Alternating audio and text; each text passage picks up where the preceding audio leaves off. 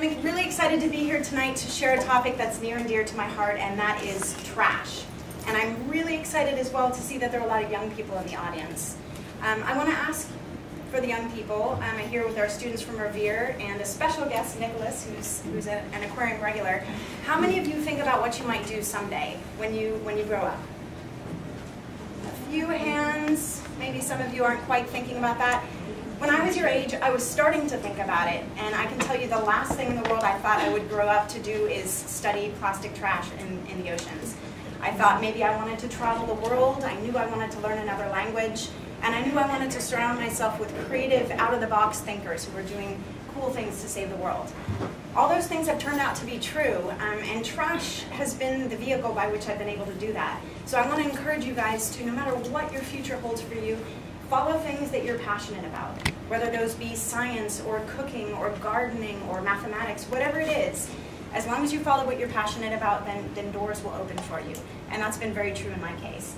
In fact, this plastic issue has changed my life so much that this first slide is a photo from my honeymoon, crossing the North Atlantic Ocean with 12 other people on board in the dead of winter. So one just never knows how life can change your path.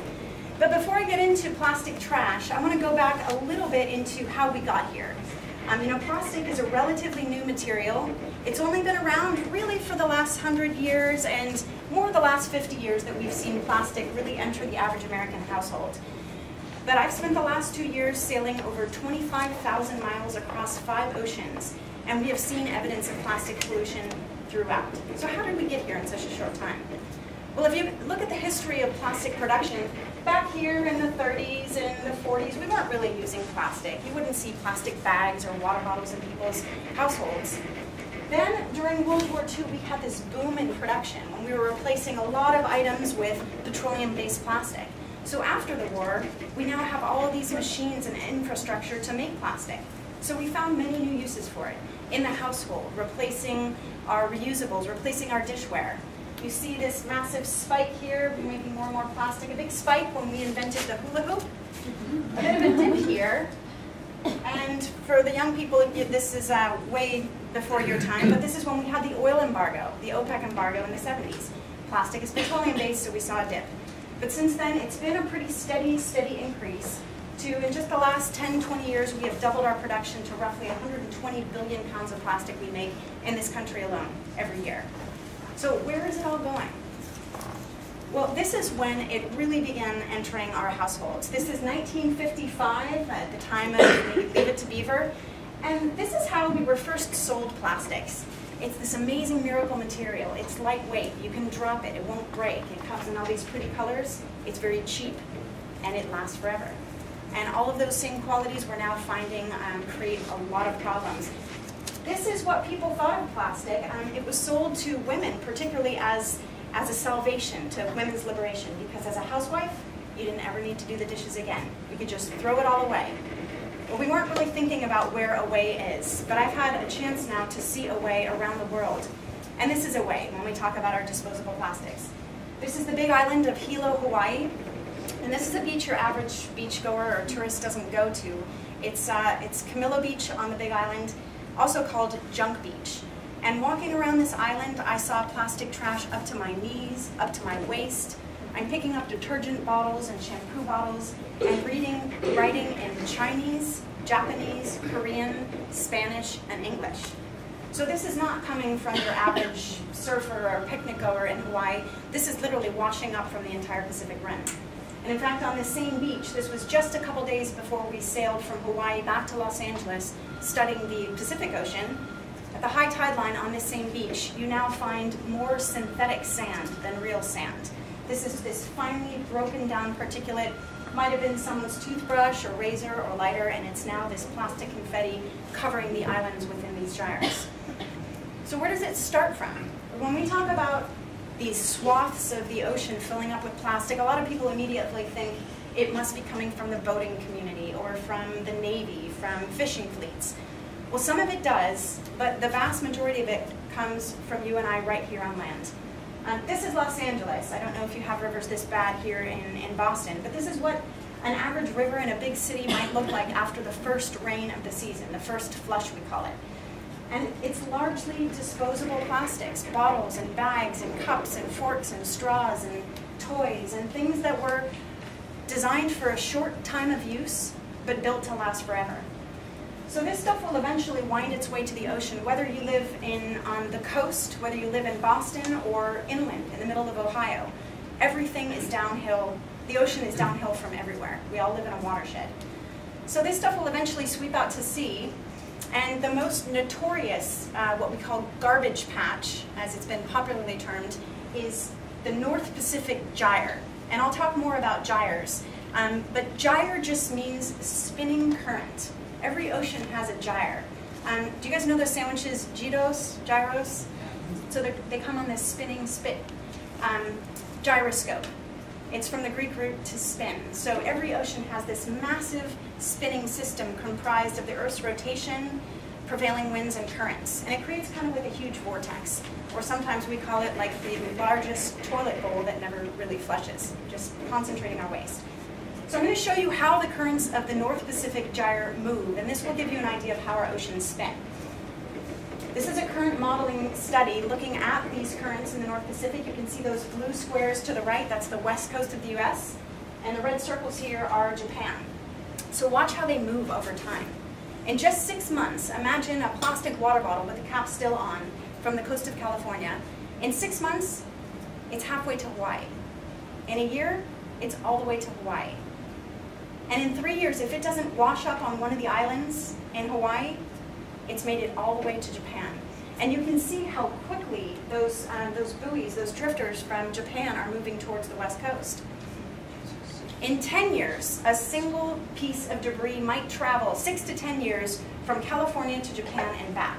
And as it's spinning around, this petroleum-based plastic is not biodegradable, but it is photodegradable. Sunlight will make it brittle, UV light makes it brittle, wave action will churn it, and so it breaks down into these smaller particles that are devastating for marine wildlife.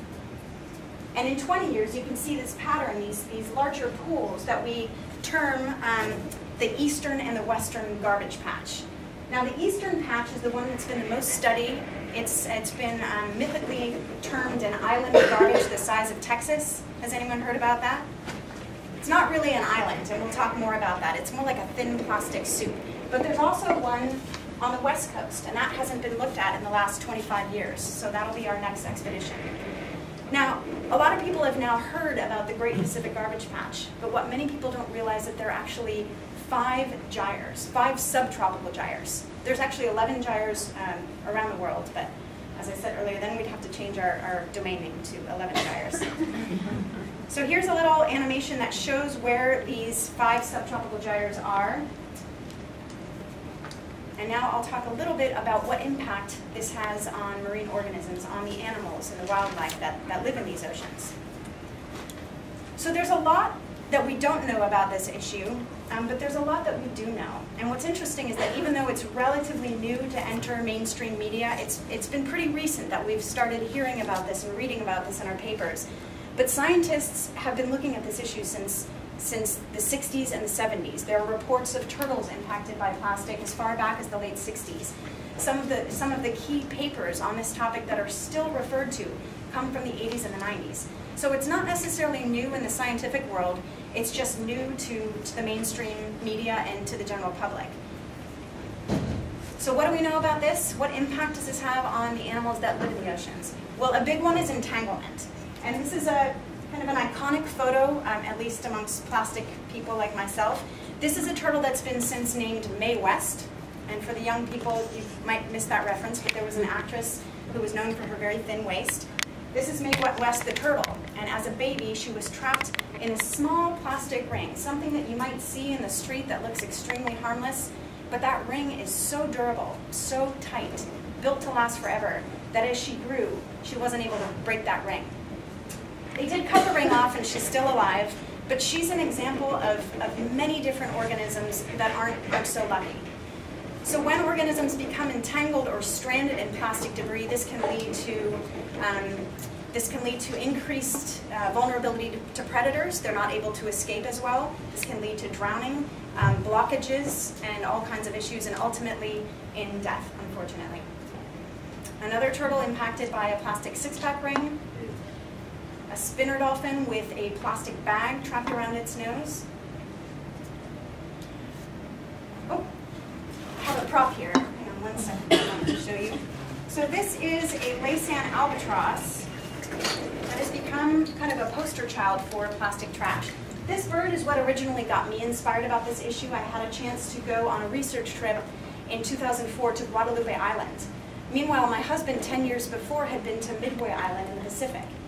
And what both of us saw on these islands, these populations of Eriksen albatross, and the way they feed their young, you can see in this picture, that's a juvenile on the left with a fluffy head feeding from its parent.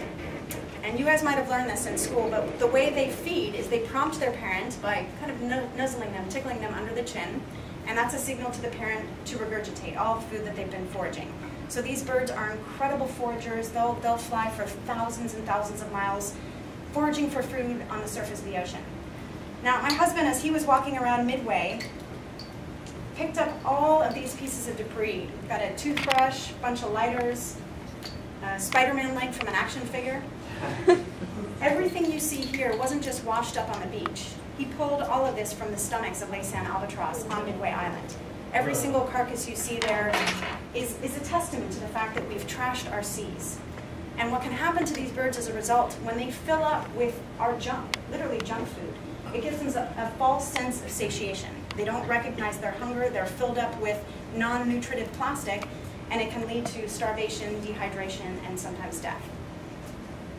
There was a whale, a gray whale, that was washed up in Seattle last spring, and they found 20 plastic bags in its stomach. So overall, when you look at all of the different species impacted by plastic trash, and this is a conservative estimate, because as you see, this is now an older paper. The numbers are probably much higher. But it amounts to 86% of all sea turtle species, 44% of all seabird species, almost half, and 43% of marine mammals have been found with plastic either in or around their bodies, either entanglement or ingestion. And finally, invasive species. It's very natural for organisms to hitch a ride on floating objects. Maybe those might be a coconut shell or a log back in the day, things that were biodegradable. But now many organisms are hitching rides on this non-biodegradable material, which can lead to them traveling for thousands and thousands of miles to places where they don't belong. Just about every piece of debris, every piece of plastic that we find floating out in the ocean will have at least one little crab or some bryozoans, encrusting organisms, barnacles in this case. And if those remain on that piece of plastic and travel from, say, California to Japan, that can lead to devastating impacts overseas in areas where they're not native.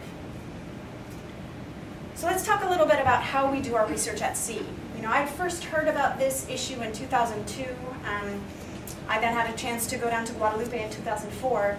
And in 2008, I was invited by Captain Charles Moore to join a research trip from Hawaii back to California. And for me, this was a dream come true. I had been reading about this issue and writing about this issue, and I was just consumed by this idea that there was an island of garbage the size of Texas out in the Pacific Ocean, and no one was talking about it. So I jumped at the chance with 5 other sailors, all men, so that was quite an adventure too, to sail for 4,000 miles from Hawaii back to California. And what we do is we drag what's called a manta trawl down below. This is our research net.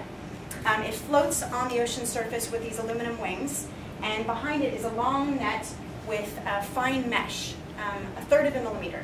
So we're able to skim the ocean surface for both small pieces of plastic, but also zooplankton, so we can see just what's living in there with this plastic. And this is a typical sample. This is a typical sample from the North Pacific Ocean. What you see here is very concentrated. So that amount of plastic, probably a small handful, would be covering roughly 3 football fields of area. So that gives you an idea that it's not an island. It's very diffuse. It's spread out over thousands and thousands of miles. So we really don't yet know precisely how much is out there. All we can do is estimate based on the volume of water that we collect and this plastic to see the average density. Now this was really interesting. We do our sampling during the day, but we also sampled at night on this trip. And what you see here is the result of one of our nighttime trawls. And the reason why that's so different, you see this slurry of fish, is because every single day in the ocean we have the world's largest migration of any species, a vertical migration. So you have phytoplankton that have been grazing, the grazers in sunlight during the day, zooplankton feeding at night, and other organisms coming up to the surface to feed on zooplankton, including this fish called a myctophid fish or a lanternfish. They're deeper sea fish. They have photophores down the sides of their bellies so they can see at night. We found 671 of these myctophid fish, these lanternfish, in our nighttime trawls. Brought them back to land, dissected them, and here you can see what's in their stomachs. They're feeding at the surface where we have this thin layer of microplastics. And as a result of that, we're now finding that they've got this buoyant material that they're now eating non-nutritive plastic in place of zooplankton. It's very easy to make that mistake, and here you can see a drop of our sample under a microscope. What you're looking at here is both plastic and zooplankton. Can you tell the difference? There's the plastic. So it's very easy to mistake zooplankton for plastic particles. Here's the stomach contents of another. To the right, all the plastic, and to the left, the zooplankton. So all in all, when we looked at the stomach contents of these lanternfish, 35% had plastics in their stomachs. That same study has since been done by Scripps. More recently, they found a lower percentage, but the point is we still find a lot of these fish are ingesting plastics.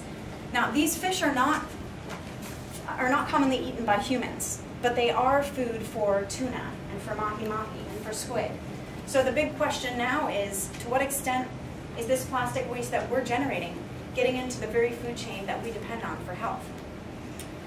So that was pretty life-changing for me to see this firsthand, to see that not only is there this proliferation of plastic in our otherwise pristine ocean, well, it's actually unfortunately not otherwise pristine, but also to see how quickly this plastic is getting into our food chain. The other life-changing thing that happened on this trip was when one of the other researchers, Dr. Marcus Eriksen, fished out a little piece of blue plastic, fashioned a ring, and proposed. And I accepted. I thought that was a very romantic gesture, and that we'd spend our lifetime having adventures and studying plastic and trying to make a difference in the world. So one condition, though, of this engagement was he first wanted us to build a boat. So when we hit land, we started collecting materials to build a boat out of 15,000 plastic bottles, other junk, and the idea was for him to set sail from California to Hawaii. And the reason we wanted to do this, we had an idea for a campaign called Message in a Bottle. We had seen so much plastic out there in such a short period of time. It didn't seem to be getting out to the public. So we thought, let's do something kind of crazy and wacky and get the media's attention and then talk about the research. So we spent 2.5 months gathering materials, 15,000 plastic bottles that we wrapped in derelict fishing nets that we found on beaches in Washington, Santa Cruz, and Los Angeles. For a deck, we collected a bunch of old masts from junked sailboats, created a tic-tac-toe.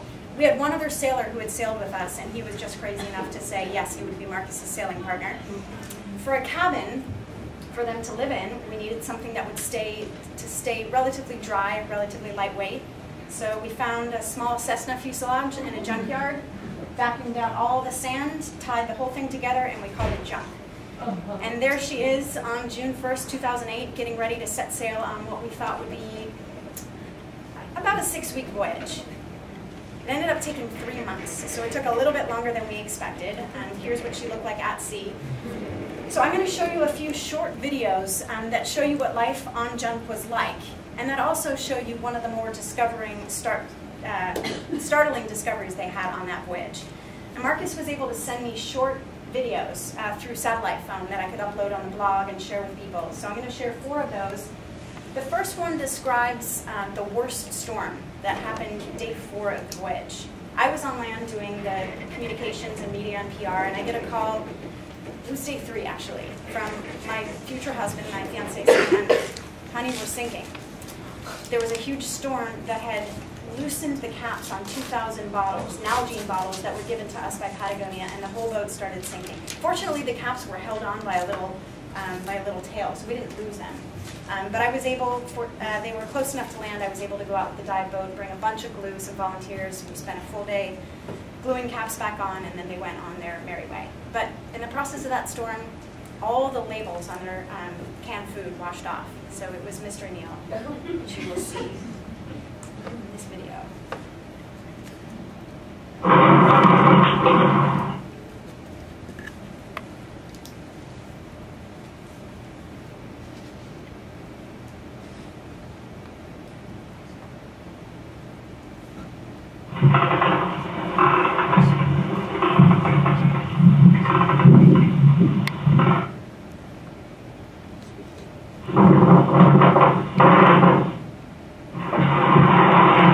So the ocean stripped all the labels off our cans. They got rusted. Now we got to eat them. It's all beans and corn. Come on, corn! Give me corn, give me corn, give me corn, give me corn, corn! Beans! One more? Hey, let's do this! Corn. Go for the best before. Hey! More beans.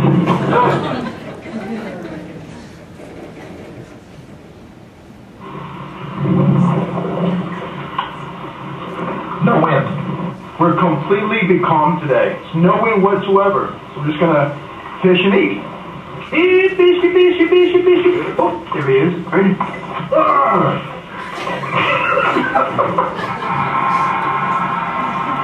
Launch.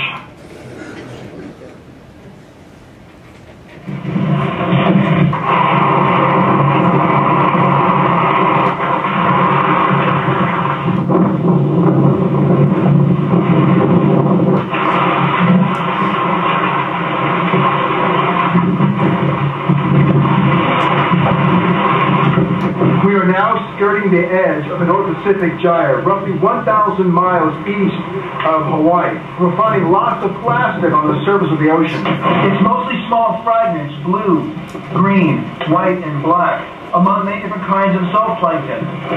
Everywhere you go, the North Pacific Ocean, we find plastic.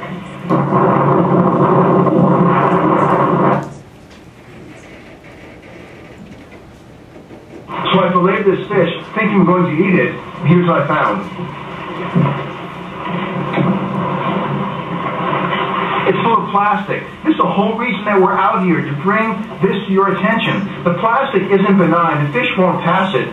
The plastic is full of persistent organic pollutants, things like PCBs, DDT, PAHs, things that are known human carcinogens and endocrine disruptors, things you don't want in your body, but they're in the fish that we eat.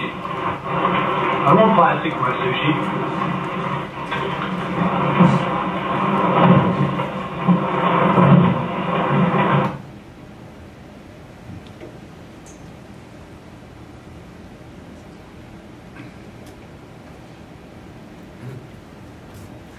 Could you just mention how they navigated so successfully? Well, successfully is a relative term, but they did make it. Yes, they had, you know, for all intents and purposes, it was a modern boat with GPS, they had satellite phones, they had modern electronics powered by solar panel and a wind generator. The rest of the boat was junk. Those were the only things that we didn't get from junkyards. Those were very important. The first 6 weeks they spent slowly drifting south, completely missing the mark, you know, going out of their minds. I started thinking from a PR perspective, maybe we need to say they were heading for South America. But then they caught the winds, the trade winds, and made their way relatively successfully to Hawaii. Missing 3 hurricanes in the process, so it was a very long summer for them and also for myself. But this was the most startling thing that we saw. We had seen plastic in the stomachs of these lanternfish, but this was the first time we'd seen plastic in the stomachs of fish that people generally eat. And I want to be clear here that my message is not that we need to stop eating fish. I do eat fish from time to time, otherwise I'm a vegetarian. The point is that we depend on fish as a healthy food choice. There are many other threats and many other pressures right now on fish, mainly overfishing. But this is another pressure that we're putting on the marine ecosystem, and we need to protect this source. So, despite running low on food, and despite being very hungry, they didn't eat this fish. When Marcus cut open the stomach and found 17 pieces of plastic. And the reason for that is what we know about the way plastic behaves in the marine environment. each particle of plastic, and these here are pre-production particles. This is before plastic ever becomes a toothbrush or a bottle cap. These little plastic particles are like a sponge for pollutants in the ocean. Pollutants like PCBs, pesticides, oil drops from your car that wash into the ocean. These chemicals don't mix with water. They're hydrophobic, but they do stick to plastic like a sponge. They stick to oily substances. They're oleophilic or lipophilic. So there's this perfect synergy between these chemicals and the plastic. And you can see as this particle is turning this dingy orange color, it's soaking up these hydrocarbons. In fact, one single particle of plastic, it's been shown by a researcher in Japan, can have up to 1 million times higher concentration of these chemicals than the water around it. So we've got these little toxic pills that we now know fish are eating. Bigger fish are eating those smaller fish. The big question is, what's getting into our bodies? Now, I was particularly interested in this question as a woman. Marcus and I followed up the junk raft project with something we called Junk Ride. We hopped on our bikes in Vancouver and cycled 2,000 miles down to Tijuana and brought a bunch of samples from the North Pacific Gyre with us to give to mayors and educators and teachers and companies so we could show people what's happening. Along the way, we stopped in Portland and had my sister do a blood test on me, which we sent up to a lab in BC to find out what's my toxic load? What is my concentration of those same chemicals that stick to plastic? And the reason I was particularly interested is that we are thinking of trying to start a family someday when we settle down from all these adventures. And I wanted to know, what am I going to pass on to the next generation?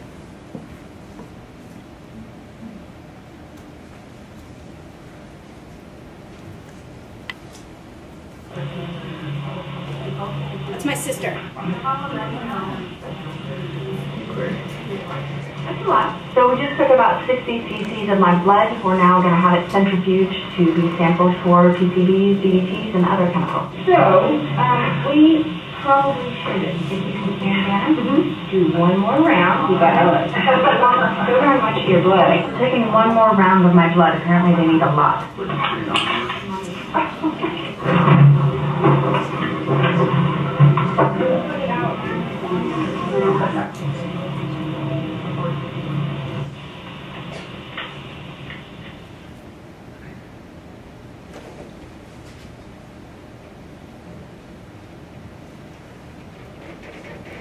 And that's my younger sister there.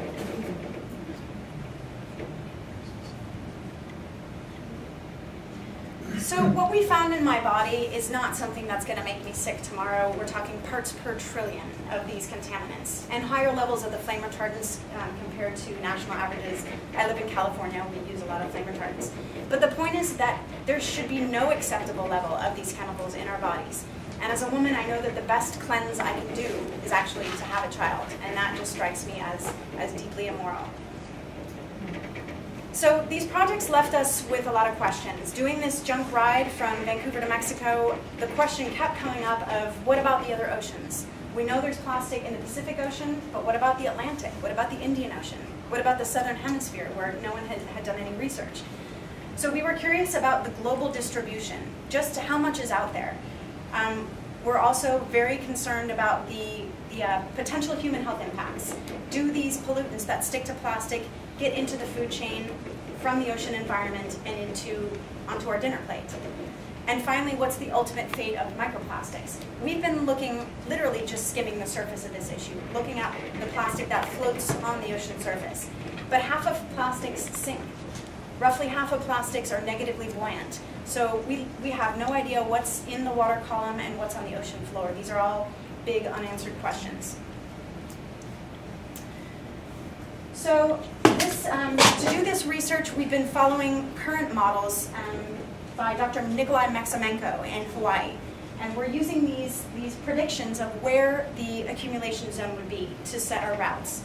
These are the 5 gyres, the North and South Pacific, the North and South Atlantic, and the Indian Ocean. There's been a fair amount of research on the North Pacific. There's also been some tremendous research on the North Atlantic coming out of Woods Hole Sea Education. They have the most comprehensive data set going back at least 20 years. But there have been no research on the Southern Hemisphere, the South Pacific, South Atlantic, and the Indian Ocean. So we started off with our honeymoon voyage from St. Thomas to Bermuda to the Azores.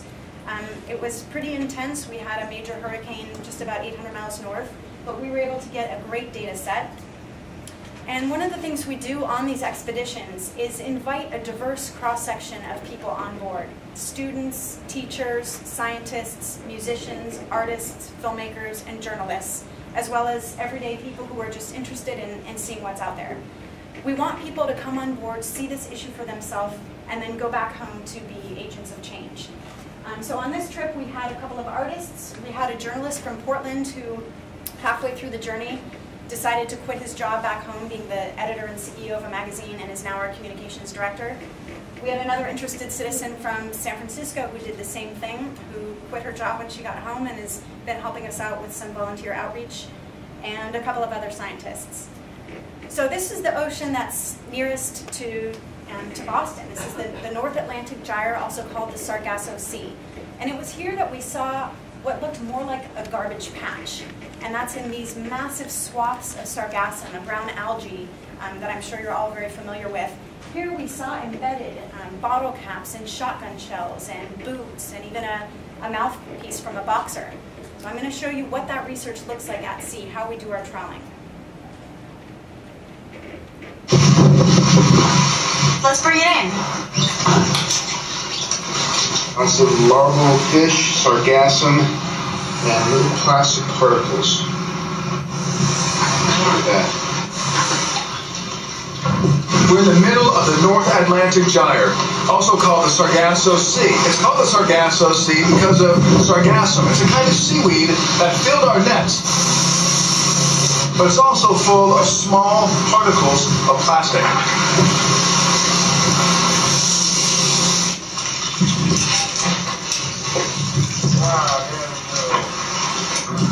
What you got, Anna? I see one. It's a mouthpiece, I think, for a boxer. It's got some barnacles, some sargassum.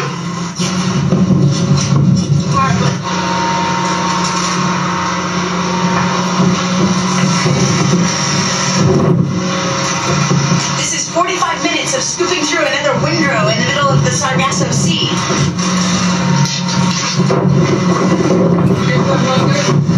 You got fish too, John. You drop it? Yeah. Cool. It's gonna pop out.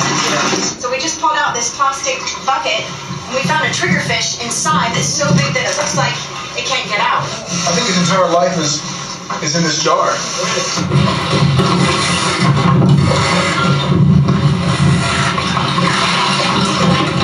There we go.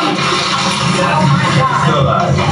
Here's a triggerfish. Look at these teeth. Now look at this plastic bottle. And we find these all around the North Atlantic Gyre. Bits of plastics chewed on by marine life. 10 degrees to port, flying about 100 meters. No, don't show that. That was my Rocky impersonation. And it was very clean. It had been circulating around the gyre for decades, perhaps. This was our last trawl, our last sample, collected about 500 miles off the coast of the Azores, which was our final destination. And here we saw the same thing we've seen in the North Pacific Ocean, this slurry of small myctophid fish mixed in with small particles of plastic, begging the same question: what's getting into the food chain? And we landed on the Azores. This was our last, our destination. And despite there being beautiful, beautiful islands, looks like a piece of old Europe that's drifted off, we saw beaches covered in trash. Whenever we get to an island, we ask the locals to point out the trashiest beach, and they're not always sure why we want to go see a trashy beach, but we always find something like this. And this is the result of all the disposable plastic that we find washing up in the gyre, as well as a fair amount of fishing gear, a lot of fishing gear. We got back home, and about 2 weeks later, we had an amazing invitation to cross the Indian Ocean. And again, for the young people there, this is just another example to me about when you follow your passion, amazing doors open. We had this invitation to fly to Perth, Australia, to sail across the ocean on a boat that was a little bit different from our normal research boat. This was the Stad Amsterdam, an amazing 29-sail clipper ship, 250-foot clipper ship. And there were amazing places you could go. You could climb all the way to the top of the mast and look out at the open sea, or you could crawl out to the front and look at dolphins and plastic trash and sea turtles and all kinds of things. But here we saw another garbage patch. We sailed from Perth, Australia to Mauritius off the coast of Madagascar. And our first couple samples were relatively clean, but as we got closer, they began to look like this. A plastic cup, and it looks like a little Jell-O or an ice cream container, and this plastic confetti broken down. And this was our last trawl, trawl number 13, a bunch of shredded packaging. We found different things in different gyres, and for some reason in the Indian Ocean we found a lot of packaging, a lot of shredded packaging, and a rope and a bottle cap. Then this past November, we crossed the South Atlantic Ocean. We had a group of pro surfers, 2 scientists, 2 filmmakers, one of whom was unfortunately so sick for the first 2.5 weeks that he couldn't even pick up his camera. This was a really rough trip, but we did 3 passes through the center of the South Atlantic gyre. And I'm going to show you a bit longer video that gives you kind of a sense for what it's like to live at sea. This was a month long, this trip from Rio to Cape Town, South Africa. So this will give you kind of an idea, and if any of you have any thoughts of joining us, which we're encouraging anyone to do, this will show you what it's like. And you'll see our diverse crew on here, the surfers, the scientists, the sailors, and the filmmakers.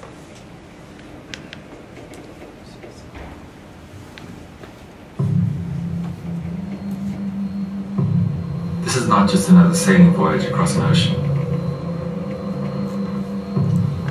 13 people from different walks of life, with different expectations, all aboard a research vessel for 30 days, sailing to a place rarely observed by the human eye. We are heading into the unknown.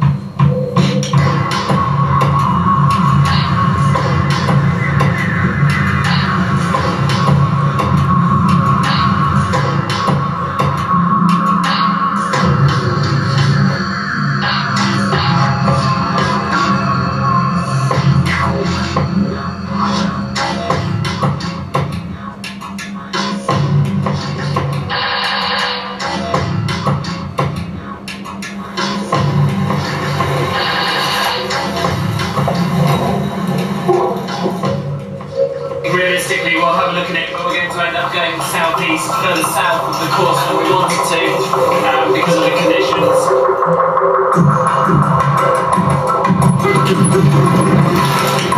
We've got this big high pressure. It's a lot further south than it ever normally would be, but that's where it is. I've never been at sea for this long of a period. I think I'm ready for living at sea. We're heading that way east for about 3,300 miles. We've got 28 days, 29 days to do that. We plan to be there early December. And we'll go straight through the middle of the South Atlantic gyre, looking at the plastics there in the ocean.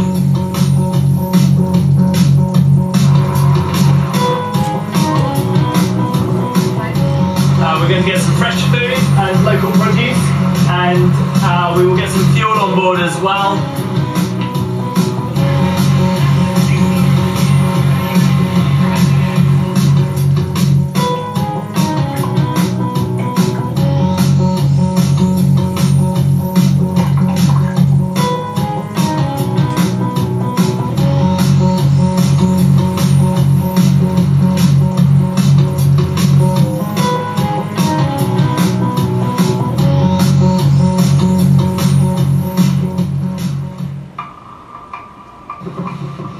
Planning on spending just over 4 weeks at sea, transecting through the middle of the South Atlantic, through the gyre.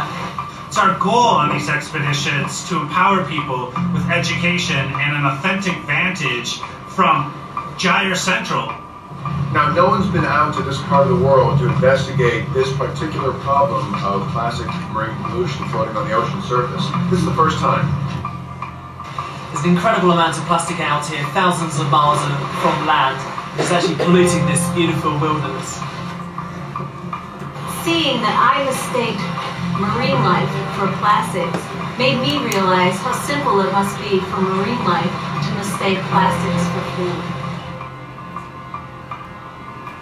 Pollutants and plastics may be bioaccumulating up the food chain. Well, the apex predator of that food chain is ultimately humans. It's pretty sad to see how many small pieces of plastic are out in the ocean, affecting not only marine life, but possibly humans as well. And when you think about plastic everywhere, it's a pretty startling issue. It's a pretty difficult thing on the senses to get your head around. This is the fourth of 5 large subtropical gyres in the world. And like the others, this one is full of marine plastic pollution. And for me, it was always about looking forward, looking towards the next wind shift, the next weather system, competing against the other boats. But for the first time with this project, I've been forced to actually look down into the ocean and see what's there. And it's just been a revelation. It's just opened my eyes to the fact that there is a huge amount of plastic here in the ocean.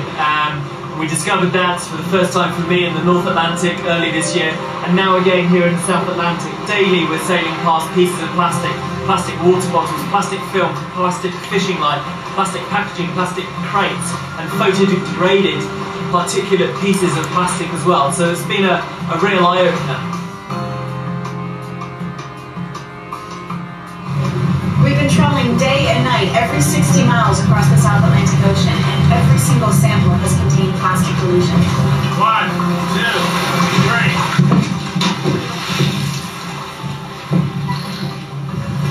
3. We've been finding small, broken down pieces of plastic, like pieces of water bottles or toothbrushes, lighters. It's like a plastic confetti across the entire surface of the ocean.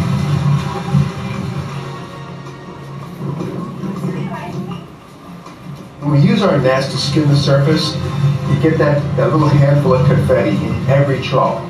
And it's really every trawl. We left Rio de Janeiro 2 weeks ago, began trawling within a couple hundred miles. First trawl, plastic. Next trawl, plastic. Every one. The trawls now easily have 5 times more plastic than the first ones. We're in the middle of the gyre, and we're finding exactly what we expected. What we have seen amid the cresting waves is no figment of the imagination, no refraction of light on water. With eyes open to this reality, we are left to save our synthetic seas.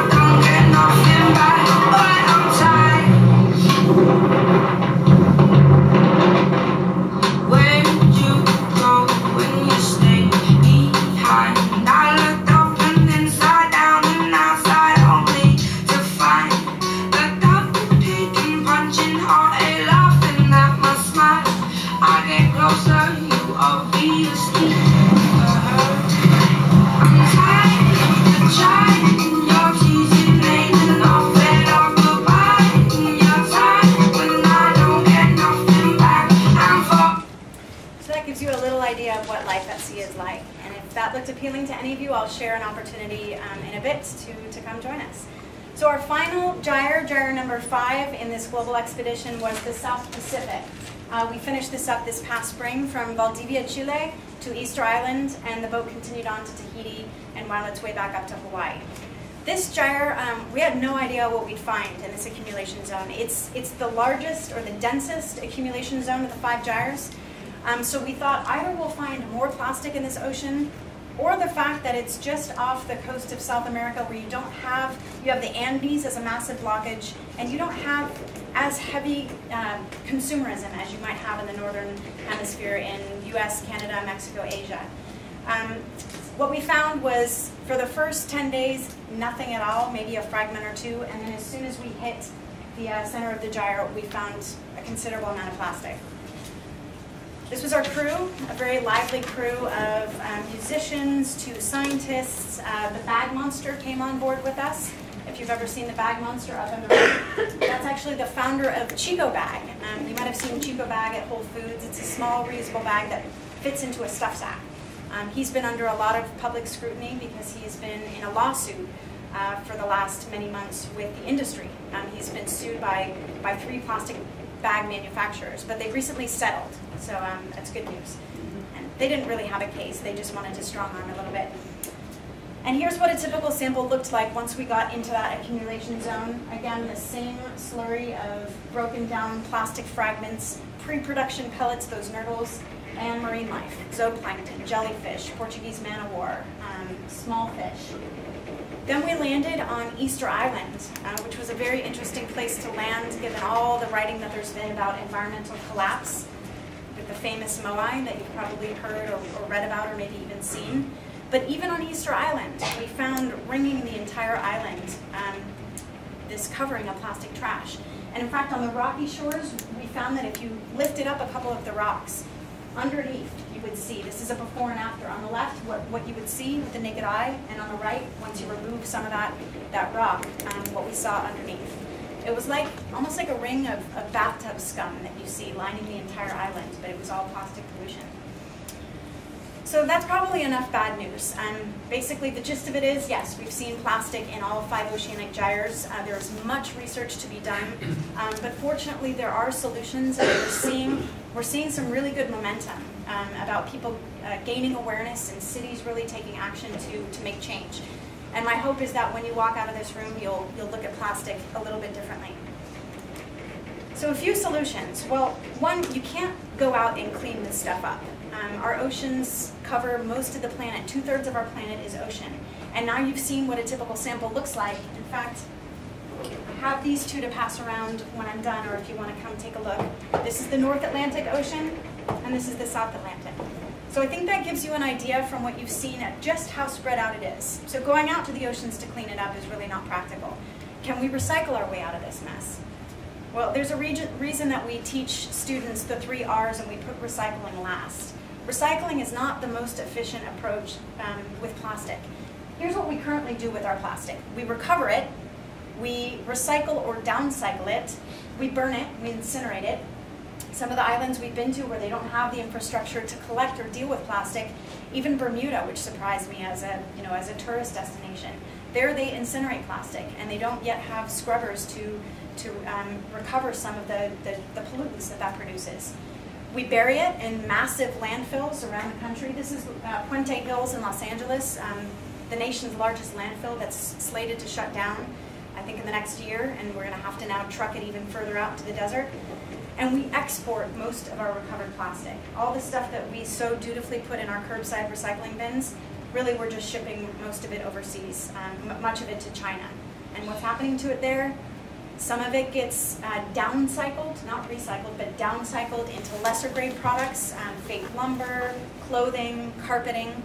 But what happens to that after the next life cycle? Is it just one step away from the landfill? So there's got to be a better solution than what we're doing now.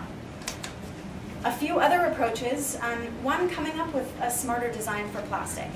There's been a lot of talk about bioplastic, using plant-based materials to make plastics. This has its pros and its cons. I saw even actually at the aquarium that it's the corn-based plastic, which is great in some respects, but it's not marine degradable, unfortunately. We actually filled a huge mesh bag full of corn cups and spudware, potato forks, and Marcus dragged it behind the junk raft for 3 months. No change after 3 months in the ocean environment. So it needs a very high heat, micro-bridge composting facility to really be biodegradable. And then the other question with bioplastics is, are we using GMO corn? Are we dumping tons of petrochemicals and petroleum into these fields to produce materials to then make disposables? The better approach is not using disposables at all. Switching to reusables is a much better solution. I'm guessing most people in the audience have their own stainless steel water bottle or some other kind of reusable bottle, that this isn't the type of crowd that's probably using a lot of disposables, but we can all probably do a little bit better. Something I've taken to doing the last year is in restaurants, asking no straw please. And they might look at you a little funny, but it's a teaching moment. It's something that you can share them with the waiter or the manager, that why we don't need to use plastic straws. Lots of little things we can do. Switching to dry detergents instead of wet detergents to have a cardboard box. I could go on and on about this, but reusables are the way to go. Waste to energy is something that you see that's gaining some traction as well. Plasma gasification, not incineration, but a very high heat gasification process where you can convert plastic back into energy. So this might have some promising applications for island communities where you don't have easy recycling systems. And then just smarter thinking, cradle to cradle thinking. There's no waste in nature. Nature's got it completely dialed in. So we need to look to nature to see how to design products that can then become the raw material for a new product. Legislation, we think, is a big part of not a complete solution, but at least a way to slow this flow of plastic into the oceans. One very promising approach is some of the bag bans and fees that we're seeing around the world. I'd love to hear what's happening in Boston along those fronts. I did a little searching on my way over here and saw that there was a lot of talk about a bag ban in 2007, but I'm not sure what's happened to it since. So maybe you guys can now be the ambassadors. Here are just a few examples from around the world. Every week I'm learning about new cities in the US that are putting fees on plastic bags or banning them outright. And even around the world, China, Italy, Bangladesh, Bhutan. Bhutan is an example I love because their country has what's called a happiness index. They don't use the typical GDP to measure the country's success, but they have a happiness index. And they decided that plastic bags didn't fit well on that happiness index, and they banned plastic bags. That wasn't the only reason, but it's a nice story. Ireland is also a great example. They put a 15 to 20 cent fee on plastic bags, and they saw their use plummet by 90%. So it just becomes habit for people to bring their own bags and not take disposables that we use for convenience, but now we know that they last potentially for an eternity. So some things that you can do right now every single day is, one, refuse disposables. We've talked about some ways to do that, and there are always new things that you can do to just build it into your daily habit.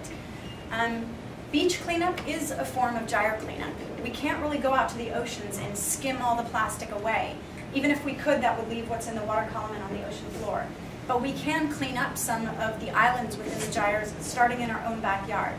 And you don't even have to go to the beach to do this. Someone from the aquarium this afternoon reminded me that you can just do a local cleanup wherever you are. He takes to carrying a little bag around with him and just making a point to pick up, maybe just pick up three, pick 5 every day as you walk around, and it can make a difference. Get your office or your school. There are many students in this room. I just visited a school 2 weeks ago that decided to get their cafeteria off styrofoam trays, and they saved their school, not the district, but their school alone, $15,000 in disposable fees. So sometimes going reusable can really pay. And you can do the same thing in your office place. Contact your city. It sounds like Boston needs a little kick to get this bag ban in place. And what I've seen where I lived in Santa Monica was that students played a huge role in making that bag ban pass. High school students went to their city council, they testified, they got their 3 minutes just like everyone else does, and they listen more to young people.